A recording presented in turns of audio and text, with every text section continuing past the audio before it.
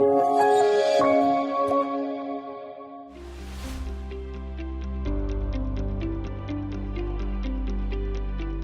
am Dr. Ganesh Shenoy. I am the Senior Consultant, Minimal Access, GI and Bariatric Surgery, Fortis Hospitals, Cunningham Road, Bangalore. Today I would like to speak about a very common disorder or a disease called as GERD. GERD stands for gastroesophageal reflux disorder or gastroesophageal reflux disease. So what is this GERD? See, when I would like to explain the physiology how GERD occurs. So whenever you eat food or drink any liquids, it passes from esophagus down onto your stomach. It never comes back into the esophagus from the stomach because there is a muscle at the lower end of the esophagus or the food pipe and the stomach. We call it a LES, that is the lower esophageal sphincter. So when the food reaches the stomach, the lower esophageal sphincter closes, preventing the reflux of contents in the stomach into the esophagus upwards. So when the food stays in the stomach, it gets partially digested by hydrochloric acid, which helps in partial digestion of the food. Suppose if the muscle is weak, the lower esophageal sphincter or LES is weak, it doesn't close fully, it will be lax. So there is a reflux of contents from the stomach upwards onto the esophagus.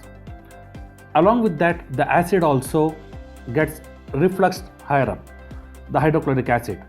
So whenever the acid irritates the esophageal mucosa, there will be swelling and inflammation of the esophagus, causing esophagitis. What are the most common symptoms the patients complain of? One, the most common symptom is heartburn.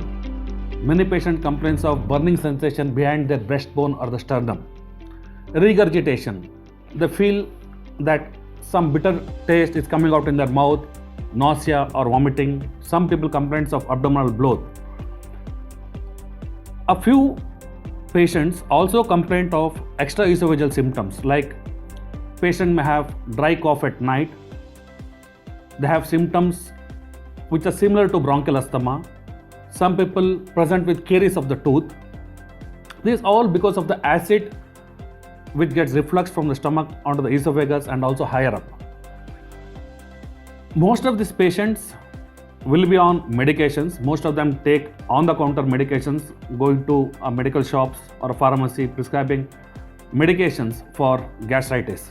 So this GERD can be troublesome many a times. Most of the times it increases when they lie down.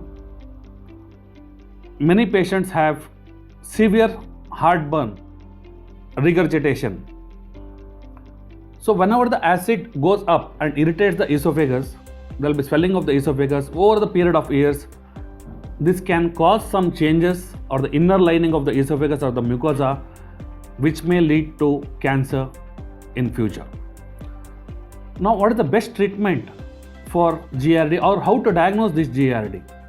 The best diagnostic modality which is available now is endoscopy and a 24-hour pH manometry. An upper GI endoscopy will show us whether the sphincter is lax. Second, how much the esophagus has swollen or how much the esophagus is damaged. It also shows the presence of hiatus hernia, because what happens is the thoracic pressure will be negative. So more and more the reflux occurs. The part of the stomach which was supposed to be in the abdomen is pulled up into the thorax or into the chest. This we called it as a hiatus hernia. And then the amount of damage to the esophagus and other things. So if the endoscopy shows features of GERD and the patient also has a typical symptoms of GERD, no further investigations are required. If the endoscopy is not showing features suggestive of GERD or a hiatus hernia, but the patient has symptoms suggestive of GERD, the best diagnostic modality is a 24-hour pH metry, where the patient has to be admitted in hospital for a day. So once the patient is diagnosed as GERD, we put the patient on medications. usually for 4 to 6 weeks.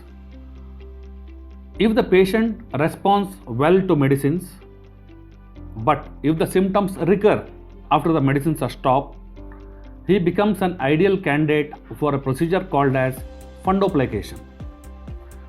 Young patient whose endoscopy showed a hiatus hernia, patients who show good response to the treatment, what we call as the proton pump inhibitors, but the symptoms recur after the treatment is stopped. These are the ideal candidates for this procedure called as a fundoplication. This procedure is done by a laparoscopic approach where we make small 1 centimeter and half centimeter cuts over the abdomen. The patient has to stay 1 day in the hospital, after which the patient will be discharged.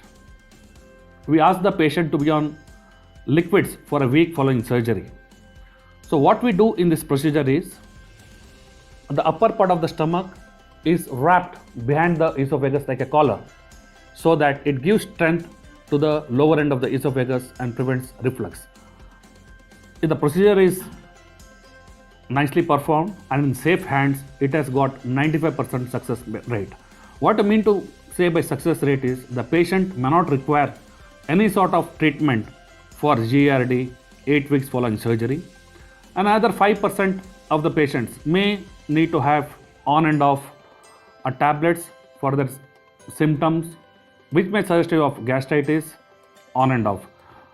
In safe hands and in experienced hand, this surgery has got 95% success rate.